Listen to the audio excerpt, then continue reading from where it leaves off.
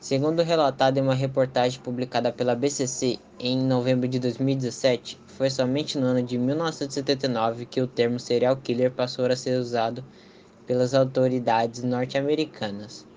O motivo particular relacionado com investigações do FBI. Na época, agentes do Departamento Federal de Investigação formularam a expressão após passarem cerca de 10 anos entrevistando os criminosos mais famosos dos Estados Unidos.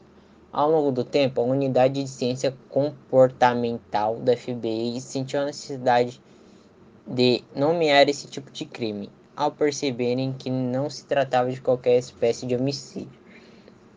Com essas entrevistas e análises posteriores, os policiais traçaram características em comum entre eles. Os agentes entenderam que, normalmente, nos casos de homicídios em massa, os criminosos apresentavam características violentas, cruéis e sem motivação. No entanto, nas estatísticas de criminalidade, eles representariam apenas uma ínfima porcentagem, abarcando os crimes com mais notoriedade, que inflamam os jornais e as revistas com fatos e entrevistas, e que deixa a população mais curiosa. O tipo organizado denota que o ofensor seja um indivíduo organizado, socialmente competente, tem formação acadêmica e competência profissional. A vítima geralmente é desconhecida, tem controle da situação, vítima controlada por ele, tem planejamento e o local de crime é organizado e o risco de fuga é calculado. O tipo desorganizado é geralmente inadequado. Possui baixa inteligência, é a vítima e o local do crime são conhecidos. A cena de crime demonstra espontaneidade, local desorganizado e não tem competência para planejar seus crimes. Por isso tende a ocorrer zona de conforto do ofensor.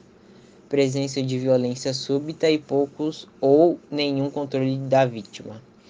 Os visionários matam porque sofrem de psicose, têm alucinações visuais, escutam vozes dando ordens para matar. Os missionários matam para eliminar um grupo de pessoas consideradas indesejáveis e não possuem motivação sexual. Assim assinam prostitutas, meninos em relações à rua e judeus, geralmente minorias.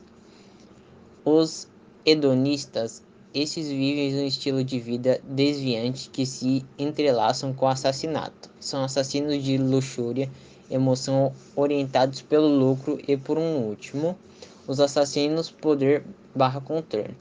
Querem o domínio total de vítimas, planejam os crimes em detalhes, obtendo prazer na tortura e na morte.